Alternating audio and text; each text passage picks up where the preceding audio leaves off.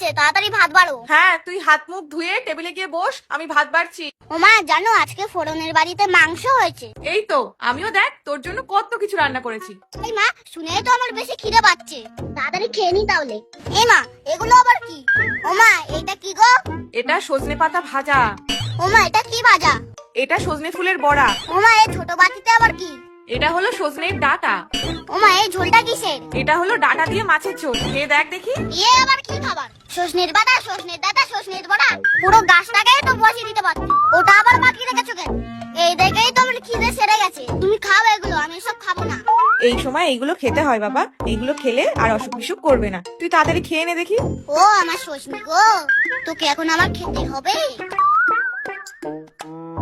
ফোড়নটা কিনা মাংসের হাত দিওয়াচ্ছে, আর আমি ডেটা। এই দেখো, অফিস থেকে ফেরার সময় ভালো ডাটা পেলাম, তাই একটু নিয়ে এলাম। তাহলে একটু ডাটা পোস্ত করে তো ভালো করে। ও বাবা বাবা, তুমি কি ডেটা ছাড়া আর কিছু আনতে পারো না? ডাটা তো সারা বছর পাওয়া যায় না বাবা, ডাটা তো এখনই পাওয়া যায়, তাই এখন একটু ডাটা খেতে হয়। ও বাবানের মা, বাবানের মা, এই দেখো কি এনেছি তোমাদের জন্য। কই কি এনেছো দেখি? এই তো বাবান সোনা, তোমার জন্য আমাদের বাড়ির গাছের কচি সজনের ডাঁটা এনেছি। আবার সেই সজনে? আমি এই বাড়ি ছেলেই চলে যাবো। কেন বাবান, কি হয়েছে?